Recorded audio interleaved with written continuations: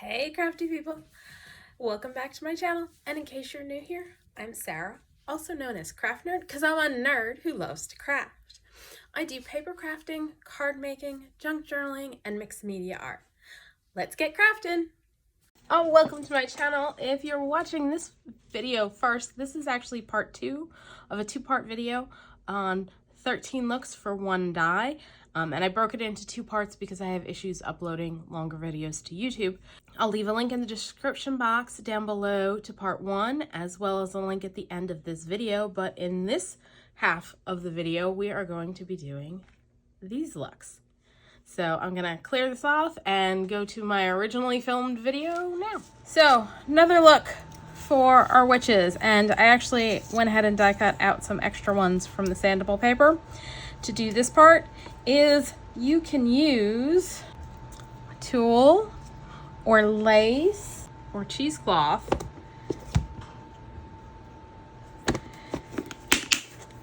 to add some pizzazz to your witches. All right, let's see who's getting what.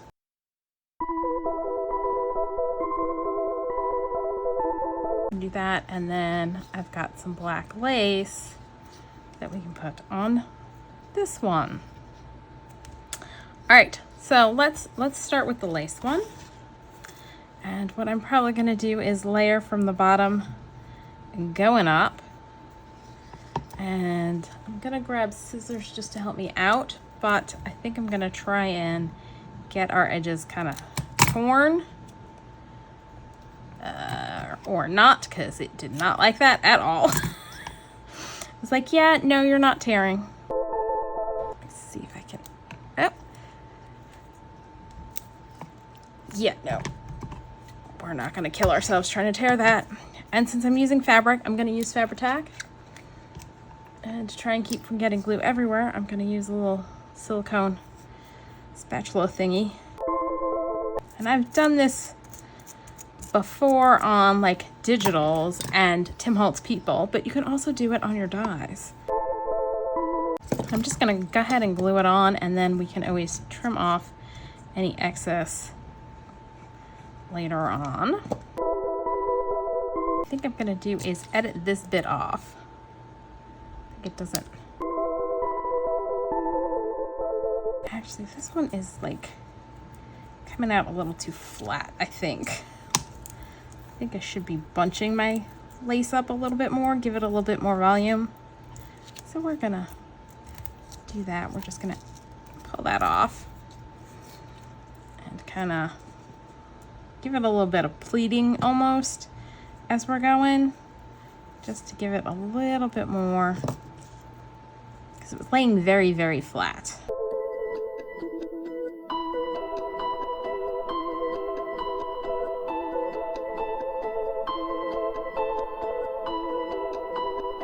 That I like a little bit better because it's got way more movement to it.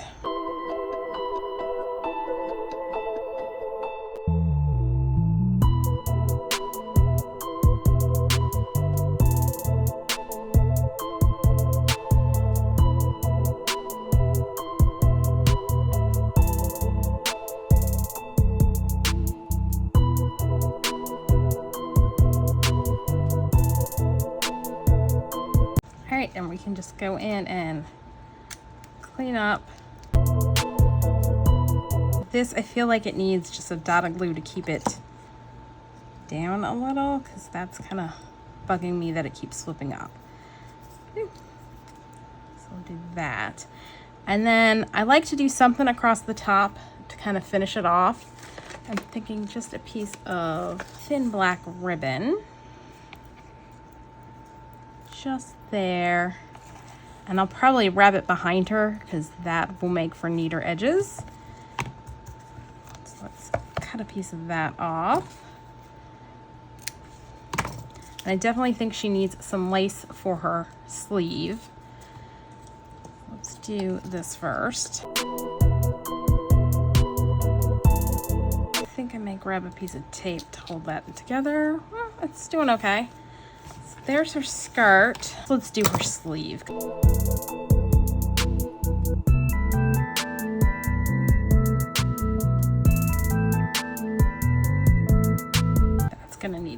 of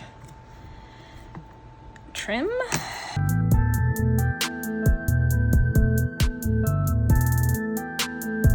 All right, so I'm gonna call her done. Then we've got this one who I'm gonna do cheesecloth on, and it should go much faster because the cheesecloth can pretty much just get added in a big clump kind of thing.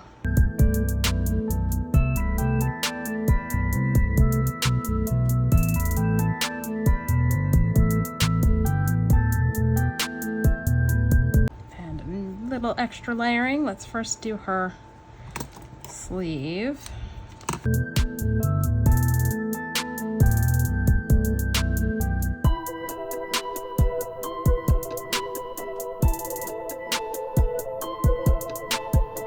gonna do a little trimming.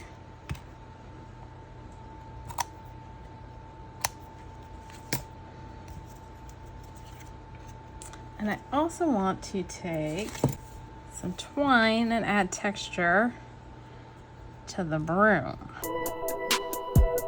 Unravel them and fray them.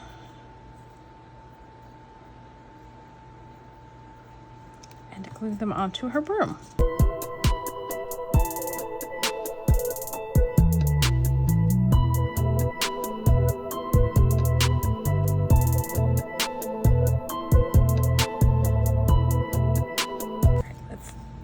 Trim some of this up here down. Then I'm going to take this last piece and glue it on here on top to be kind of like the tie holding the broom bristles together. Alright, I'm going to let that dry before I try trimming that off because yeah, I think that'll be easier if I do that. So there's that one. And then the last one, I've got some tulle and I just kind of ripped it apart and we're just gonna glue it on. And another way you can get some interesting texture with tulle is if you hold it over a lit candle. Don't touch it to the candle. You don't want to start a fire, but if you hold it just above a lit candle, it will cause it to like crinkle up and do that. Like, all right, yeah. I got a tea light. I've got plenty of water around me, so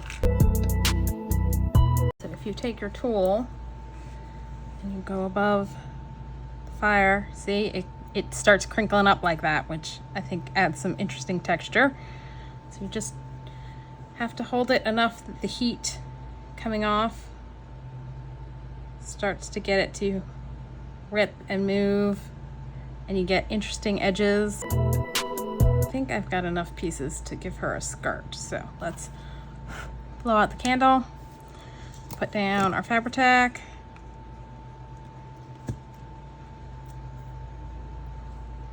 start gluing our tulle on.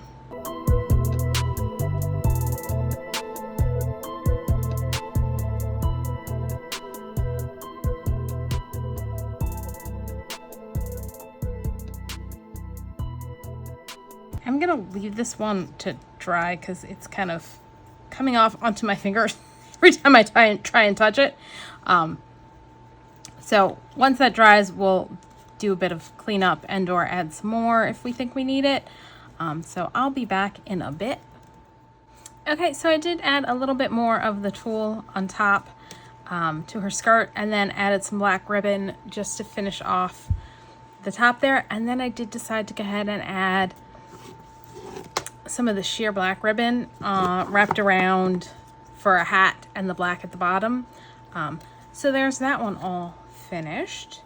So I made a comment when I trimmed off this piece from some black cardstock that I used to die cut that you can use the negative. So I decided to go ahead and do that as another example of what you can do with your dies. And so I've got just a piece of white cardstock that it will go on top of. And what we're gonna do here, actually I just want to add a few tick marks with a pencil so that I know roughly what I need to cover. And what we're going to do is grab some ribbons and cover this piece with ribbon, and then we will be able to put this over top and we'll have a cool pattern for our witch. All right, let's go. I kind of want to do green for her hands and her face, so I may just add a few small pieces for those locations.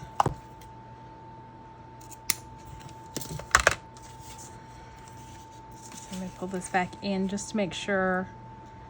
If we do that there, that'll give us a green hand. Okay, I like that. And I'm going to use Fabri-Tac because we're using fabric. But for this, the rest I'm just going to put like randomly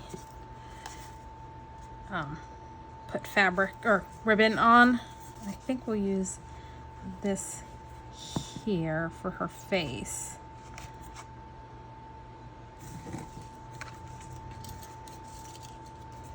Because I think, yeah, the dotted stuff's too narrow. So let's, again, just take a piece of this.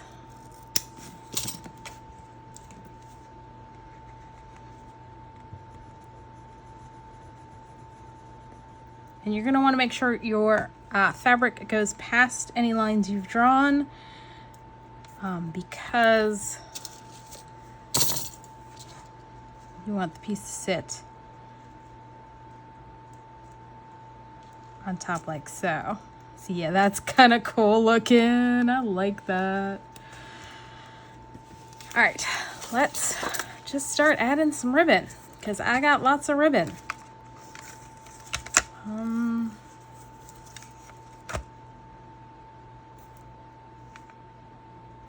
Sure, why not?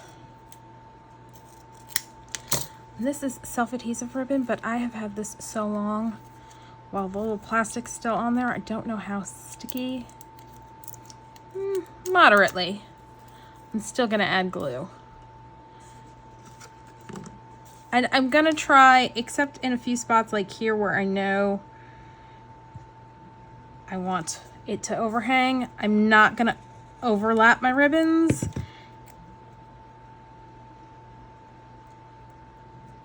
Because that's just gonna add extra bulk and we don't need to do that.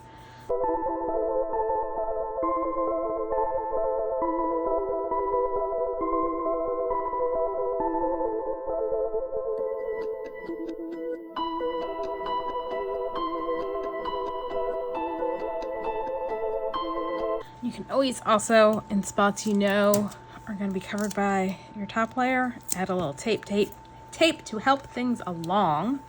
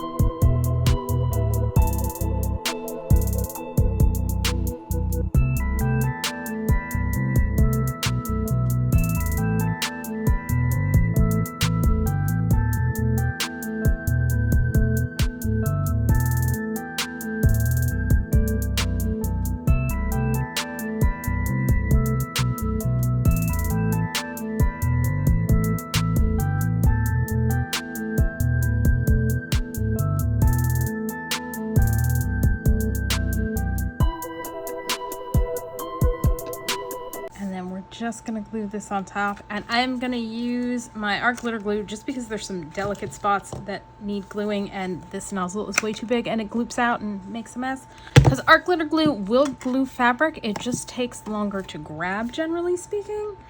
So if we attach it and just set it aside, we should be fine.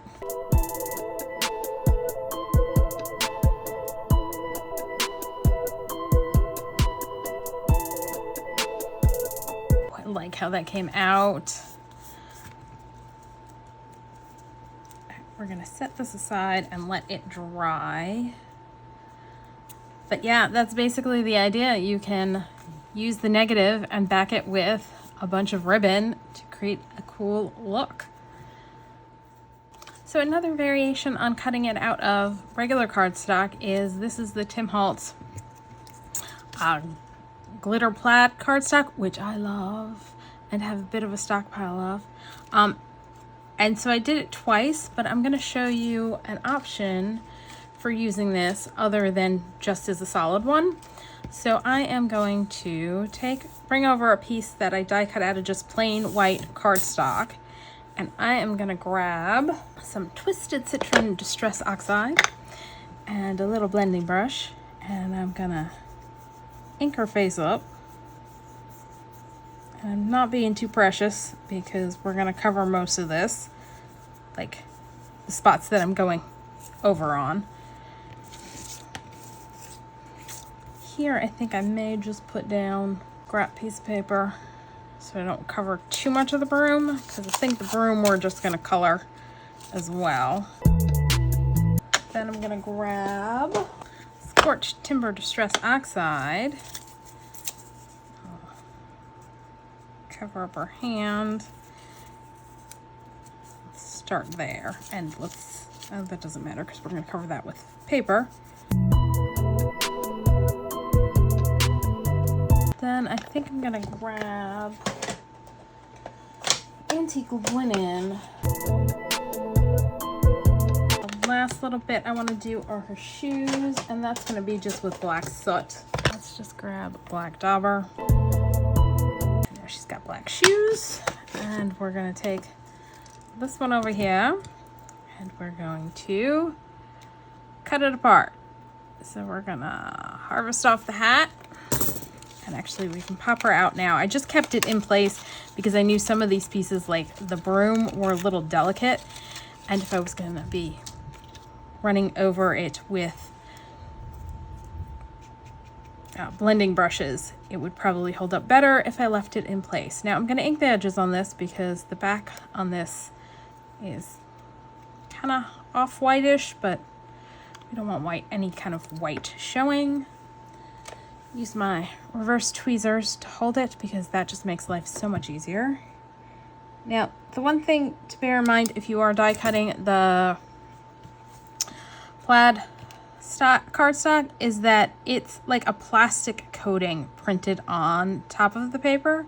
So you could sand it like we did with the sandable paper, but just bear that in mind. Sometimes the die cutting doesn't like to go through all the way through the plastic layer.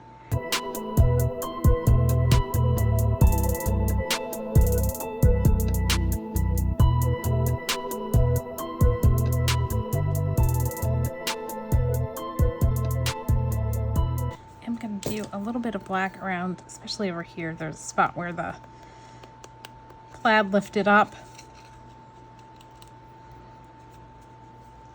And let's see, let's also cut off her head, decapitate her, and her feet.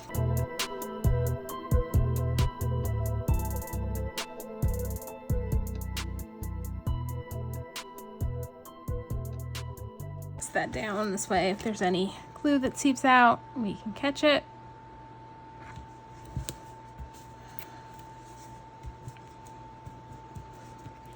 There was quite a lot that seeped out over here.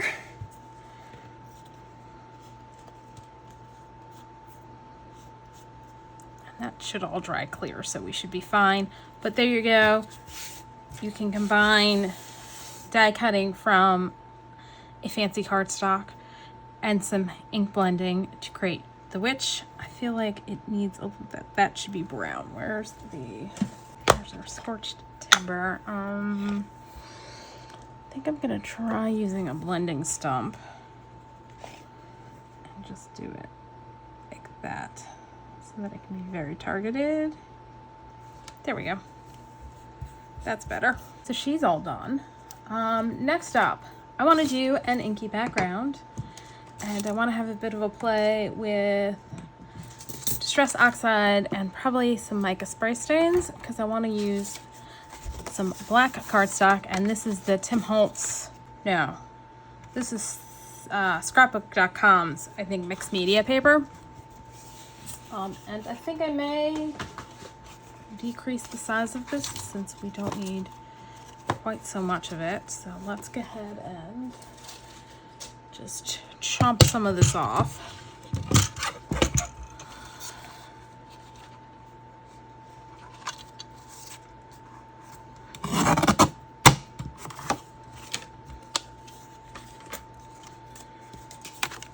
And I'm just gonna play on my silicone mat. So let's grab out, we're gonna go, I think, purple, because I have more purples. I only have one orange oxide, and you're gonna wanna use oxides because it's a black paper, and if you use distress inks, it's just gonna blend in because they're translucent. But I can just play around on my mat because it's a silicone mat. So we're just gonna put a little Wilted Violet, a little bit of shaded Lilac just to add a little variety in there, and some Villainous Potion.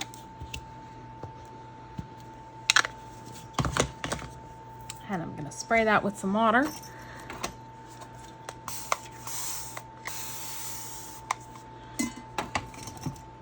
Smush it together so we can blend it a little bit and we don't have those harsh lines. Just kind of tap this in, and now I want my first layer to get kind of blendy, so I'm gonna wet the paper so the inks kind of move around a little bit. Wow, that got a little too smooshy. Okay, let's try that.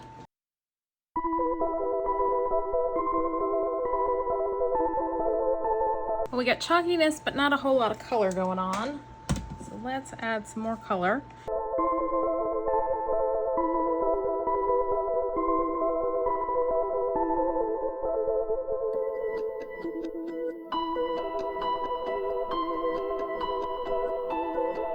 Now, the thing to keep in mind when you're playing around with either alcohol inks or alcohol oxides is that wet on wet blends, so they blend together. Wet on dry layers, that's why I keep drying it off so that I can layer up some color and not have it all kind of blend together into one kind of smoosh of color. Definitely going to need to put down more Villainous Potion, I think, to get some of that in. Had a bit of a cleanup. I'm going to put down some Villainous Potion. We're just going to blend that in.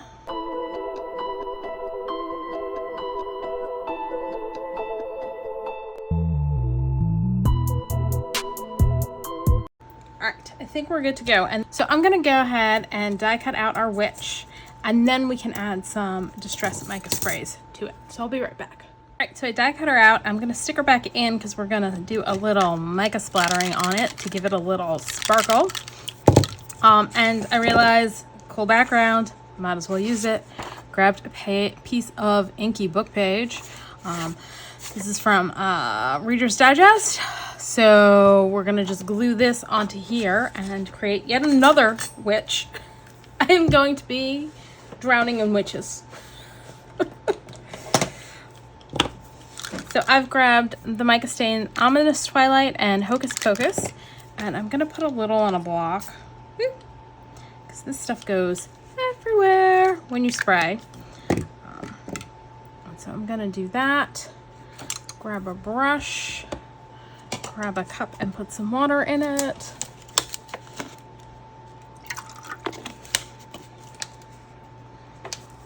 Gonna wet my brush. Go like this.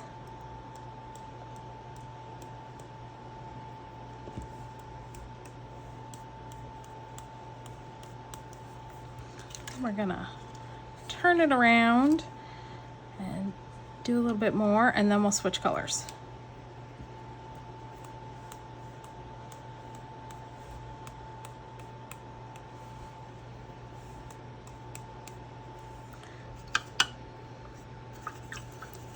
Part of me is thinking I need to grab some purple, or not some purple, some green, and do a little bit of green to have a little contrast. I may do that.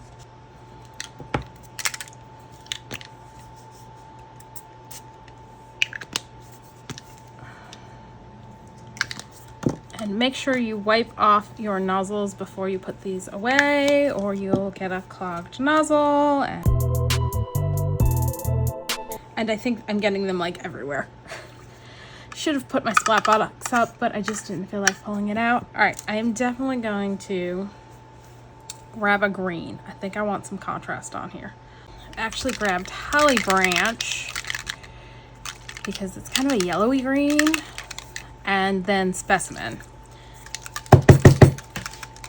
I think for Holly Branch, I'm going to take this out and just do it like so, which will get me bigger splatters, most of which are not on the piece of paper because that's how I roll. And we'll do the same with Specimen, I think.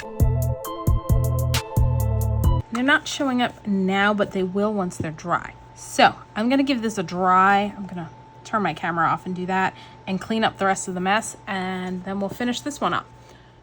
Okay, so we're completely dry, and let's go ahead and add this to our piece of Inky Book page. And I noticed as I was testing this out, it's got the words spider web and broom and web. So I'm like, kind of works with our witch here. All right, let's glue her on, and then I'll trim off the excess. And then there's one more idea that we're gonna play with.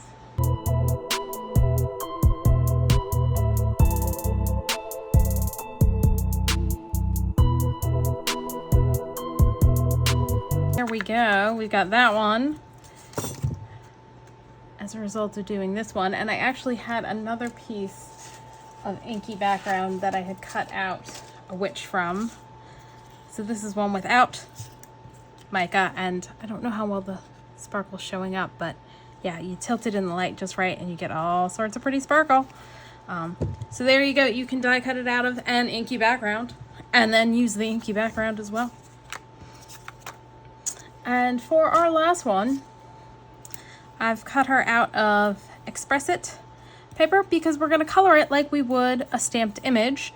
And my preferred coloring medium is Copic Markers. So since I'm doing it with alcoholic markers, I die cut from Express It cardstock. You can use whatever you like. I'm going to go wash my hands first so I don't mess this up, and then we will color this. All right, so I've got out, this is just a sketchbook that I use for when coloring, so that I have something that will absorbent underneath for the bleed through, and also to test markers out on. As you can see, let's start. I'm gonna go traditional green face.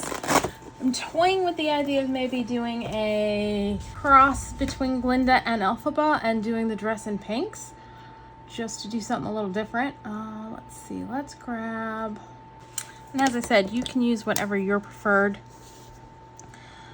coloring medium is. Just gonna start by coloring her face. Now this one we're gonna have to be a little more mindful of where our transitions are.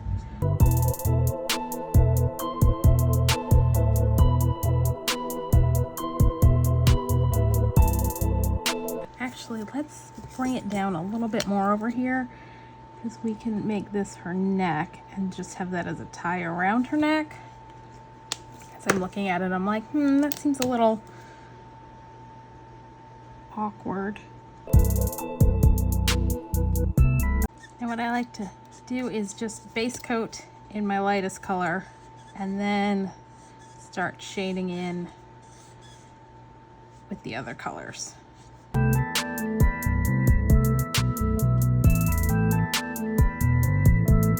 I'm going to attempt to put a little bit of contour in to give the fabric some shape, hopefully.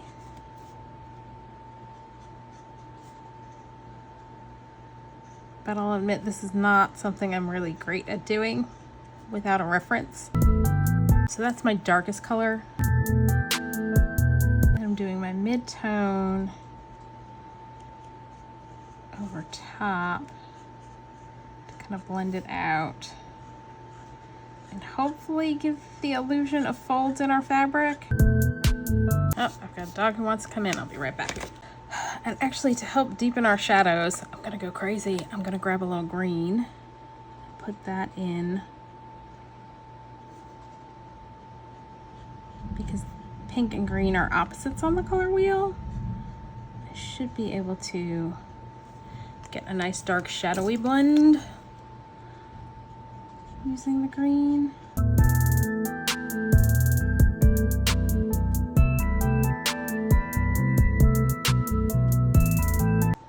Coming in with my lightest because I want to keep it light, because these are the pleats that should be going in, and so the outside of this should be lighter than the pleats that are going into the fabric, if that makes any sense.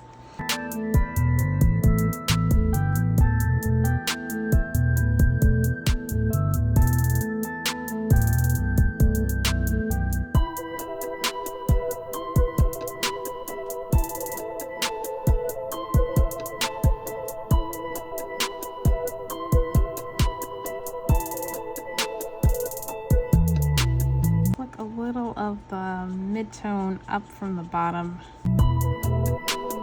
Blend that. Oh, that was the mid-tone. Crap. I mixed my markers up. I was doing the light when I should have been doing the mid-tone. Whoopsies. So I want to flick some of this up from the bottom. I thought it seemed kind of light. I'm not mad at it. All right, let's work on the shawl, and what I'm gonna do is I'm gonna bring the green in again to kind of give us more of a shadow under the shawl.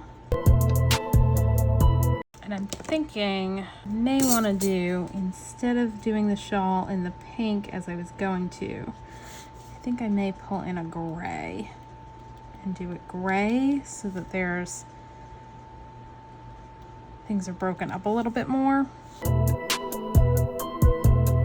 I think I may go darker on the top half of the dress than the bottom half, and this I think needs to be a little darker.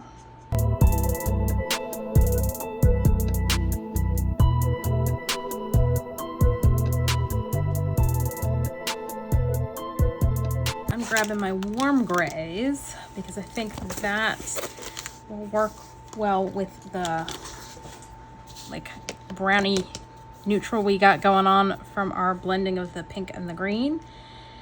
And I am gonna take my darkest pink and just, I wanna go fairly dark. So that was Y0. I'm gonna grab Y7, which is my darkest warm gray, and come in at the edges. And for the hat, to give the illusion that it's spherical, like that it's, you know, rounded, if you put your darkest along the edges like this, it'll give the illusion that it's curving. The 5, and pull it in so that the lightest bit's in the center.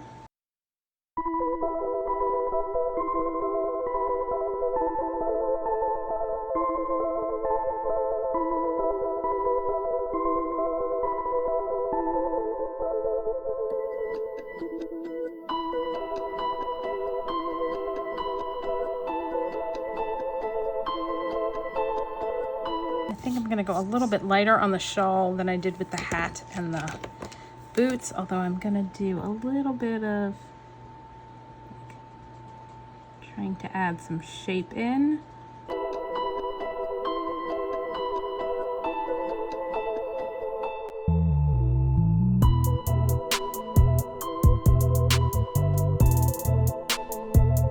And now we just need to do the broomstick. And keeping it simple, I'm just gonna grab the Y7 there and grab some yellows. Grabbed Y15, and I'm just gonna do a coat of yellow.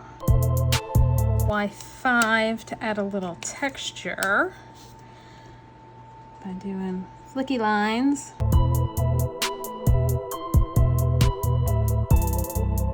And then to make it look like it's like wrapped, I'm just gonna do that, and I think we're gonna call her done. She came out pretty good. I'm happy with her. So give me a sec to make some space so we can see how many of these we actually did. 1 die, 13 looks. It's got die cut out of cardstock, and if it's double-sided, you can get 2 looks out of that one idea. Die cut out of sparkly cardstock. Die cut out of sparkly cardstock and white cardstock, where you color in parts of it and piece on the rest from your cardstock. Die cut out of inky book page. Take some inky paper towel, Mod Podge it onto some black cardstock, add a little bit of glitter or mica powders to the wet medium, let it dry, and then die cut to get a look like that. Ink up some black cardstock with Oxide inks and mica stains, or white cardstock with Oxide inks and die cut out of inky cardstock. Do alcohol inked backgrounds and die cut out of those. Die cut out of sandable cardstock and sand them and add some ink like I did on that one. Die cut out of sandable cardstock and then add fabrics or ribbons, lace, tulle, and dyed cheesecloth. Die cut out of several colored cardstocks and piece it together on a black base. Color it like you would a stamped image. This was cut out of Express It cardstock and colored with Copic markers. Use the negative left from die cutting one of the witches out of black cardstock and put ribbon behind to create a unique look. And last but not least, take your inky background and put it on top of some inky book page. We've got 22 witches that we did. Oh, I have a feeling this might be a very long video. So that's all for today. If you enjoyed this video, please do all the things that lets YouTube know you enjoyed the video. Like, subscribe, hit the notification bell, leave me a comment down below. Thanks for joining me, and happy crafting.